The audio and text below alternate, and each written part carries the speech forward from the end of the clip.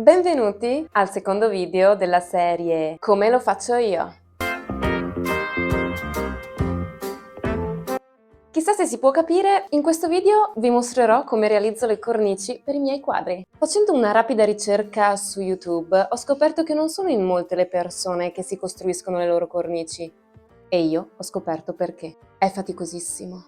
Ma in realtà i passaggi necessari per la costruzione di queste bellissime opere, anzi completamento alle opere, sono piuttosto chiari. Quindi, dopo circa un centinaio di cornici che ho realizzato, ho pensato bene che una sorta di piccola sintesi su come si costruisce una cornice senza impazzire, potevo forse provare a farla. Quindi, in caso vi capiterà in un futuro di volerne farne una, spero di esservi d'aiuto.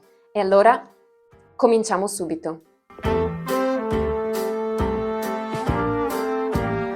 Primo passaggio. Con un'asta precedentemente acquistata presso un bricco center o un rivenditore di legno, andiamo a tagliare i pezzi leggermente più lunghi del lato del quadro. Io purtroppo lo faccio con una sega manuale, ma sarebbe migliore usare una sega circolare, ti risparmi un sacco di fatica, ma non avendo uno studio fisso non saprei neanche dove piazzarla questa sega circolare.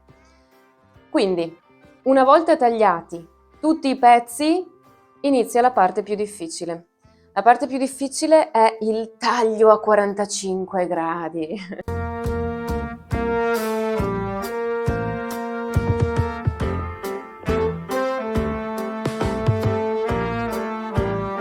Anche qui sarebbe tutto molto più semplice con una sega circolare, però non c'è dato averla ancora, quindi cosa facciamo? Su un'estremità andiamo a realizzare il taglio a 45 gradi. Io in questo caso sto lavorando a coppie di lati. Il primo taglio non ha bisogno di misure particolari, quindi semplicemente state il più esterni possibile e praticate questo taglio. Io in questo caso ho una guida di plastica che non è ottimale, però il vantaggio rispetto a una guida di legno è che ti accorgi quando stai tagliando la plastica, perché il legno da marroncino diventa blu. Però, vabbè, controlliamo la bontà dei primi due tagli. I primi tagli sono sempre fantastici, non si sa perché è sempre dopo che sorgono i problemi, quando sei a fine lavoro. Prima niente emerge. Molto bene, andiamo a fare la stessa cosa con gli altri due lati. Io adesso sto lavorando con un lato lungo e un lato corto e l'altro lato lungo e l'altro lato corto. Una volta che abbiamo le coppie dei pezzi con un angolo a 45 fatto, bisogna andare invece a prendere delle misure piuttosto precise per effettuare gli altri tagli. Come sapete, le cornici dietro hanno uno scalino per applicare il quadro e quindi quando si vanno a prendere le misure per il secondo taglio non dovrà essere presa la misura del lato, ma leggermente meno. In questo caso io ho tolto 1 centimetro, perché poi il mio scalino dietro avrà su ogni lato lo spessore di mezzo centimetro, quindi mezzo a destra, mezzo a sinistra fa 1 centimetro. Sì, questa diciamo che sono io che ragiono, che penso se i miei ragionamenti sono giusti o sbagliati, ma di solito lo si scopre alla fine, quindi è inutile pensarci adesso. E andiamo. Una volta presa questa misura, si vanno a effettuare gli altri tagli con lo stesso identico metodo, solo che in questo caso bisogna essere molto più precisi, perché se il listarello viene tagliato troppo corto è da buttare via e da rifare. Meglio un po' più lungo, però anche più lungo è molto scomodo perché poi anche nel processo di correzione dell'errore si possono fare errori. Sì. Momento interessante. In questo caso io ho tagliato il mio listarello a 45, ma ho già visto che c'è qualcosa che non va, che dopo dovrò correggere. Vedete, la linea in basso dovrebbe essere parallela a quella in alto, e invece non sono parallele. Questo vuol dire che questo lato non andrà a combaciare perfettamente con l'altro. E quindi dopo andremo a sistemare queste piccole imperfezioni. Di nuovo prendiamo la stessa misura sul lato lungo, quindi non la lunghezza del lato lungo, ma la lunghezza meno 1 centimetro. E di nuovo si taglia. Questa è un'operazione faticosissima, molto stancante. Se siete arrabbiati vi viene meglio. Se non siete arrabbiati vi consiglio di arrabbiarvi un po' prima di andare a cominciare a lavorare, perché la rabbia carbura un sacco, veramente incredibile. Molto bene, adesso sono stati fatti i primi due listarelli. per riportare la misura sull'altra coppia di lati. Non serve prendere la misura sul quadro, basta andare a copiare la misura dei due rispettivi che abbiamo già tagliato. Una volta fatto, di nuovo si tagliano a 45. Questo è un momento delicatissimo, è il momento forse più difficile perché devono essere veramente precisi, il taglio deve essere dritto, anche un errore di mezzo millimetro si nota tanto.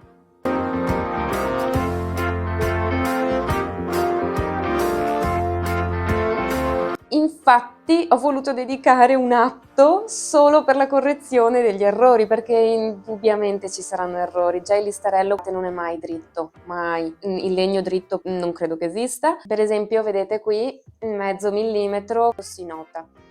Quindi io ho acquistato questo simpaticissimo aggeggio che serve appunto per scartavetrare le figure, per correggere le porcate che faccio sostanzialmente. Si inclina il piano a 45 perché poi sul piano inclinato viene appoggiato il listarello, poi si parte e tac, si corregge.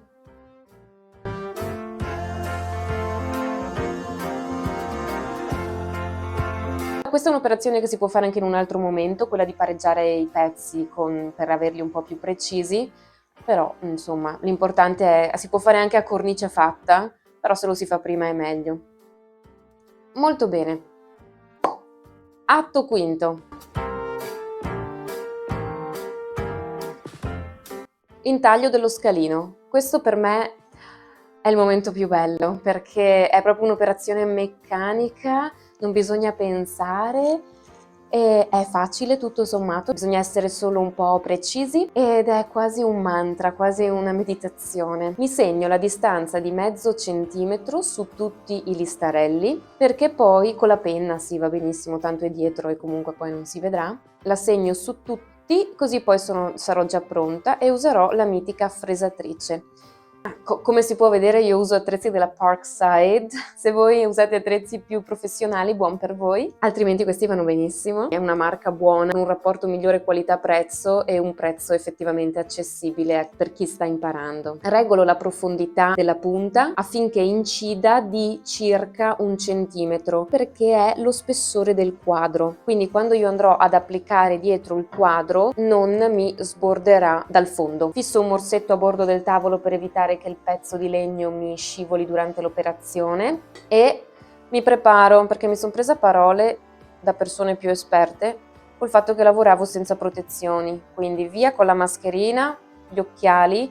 Effettivamente la fresa produce tante schegge e le prime volte quando lavoravo senza occhiali a fine giornata avevo qualcosa negli occhi che mi dava fastidio e poi è venuto fuori che erano scheggine di legno ma quasi polvere e la cosa più bella in assoluto sono le cuffie. Entri proprio in un altro mondo in cui non ti accorgi di niente. Pronta per andare in passerella?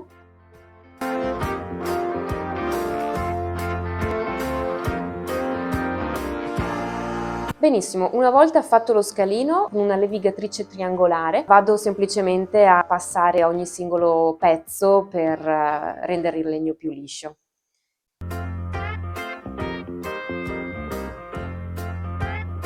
Atto sesto, si incollano i pezzi. Quando si incollano ci vuole una superficie assolutamente dritta perché sennò vengono incollati storti ovviamente e prima bisogna controllare che il quadro ci stia, che non abbiamo sbagliato qualcosa nel frattempo.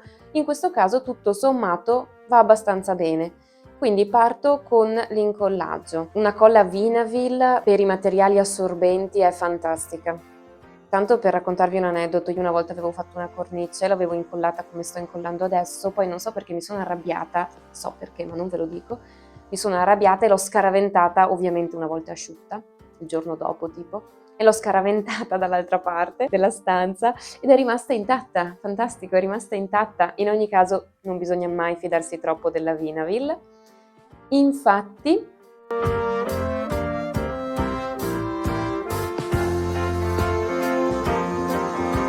una volta che la colla è asciutta, ultimissima cosa da fare, se si può, se ce l'avete, se no fatevela prestare, come faccio io, la pinzatrice. Devo ancora capire esattamente come si chiami, mi hanno detto un nome tedesco ma penso che sia inutile riportarlo. Serve per inserire sugli angoli delle sorte di graffette che hanno una forma a L a L con delle alette che servono proprio, una volta inseriti nel legno, fanno un po' di pressione e quindi fermano la cornice, fermano i pezzi e lì siamo sicuri che non si aprirà mai.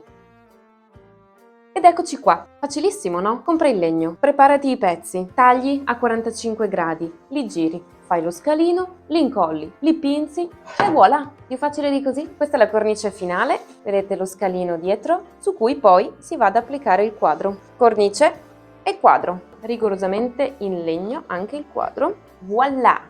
È dritto? Sì. Ta-da! Questa cornice rimarrà color legno, quindi in questo caso, per proteggere il legno dal tempo che scorre inesorabile, metterò semplicemente della cera, che così il colore del legno rimarrà del colore naturale. Basterà poi attaccare chiodi e martello, sappiamo tutti come funzionano, il triangolino dietro e incollare il quadro. Finito. Lo ammetto, spalle al muro, sembra più facile di quello che è così. Purtroppo sì. In ogni caso, se questo video vi è piaciuto, iscrivetevi, attivate la campanella se siete interessati ad altri video così, perché se non siete interessati non li farò più. Ah, se vi mettete a far cornici, fatemelo sapere. Ma sì, perché c'è sempre da imparare, perché io sono arrivata a questo video di sintesi solo perché ho sbagliato un sacco di volte. Quindi se voi fate errori che io non ho fatto, vi prego ditemelo, perché primo li evito, oppure saranno di ispirazione per creare qualcos'altro. Come l'altra volta vi lascio in descrizione gli strumenti che ho usato, così in caso qualcuno fosse interessato non serve che si riguardi tutto il video, anche se è bellissimo, non vedo perché non dovreste riguardarlo. E con grande gioia vi dico che anche questa volta è stato un piacere.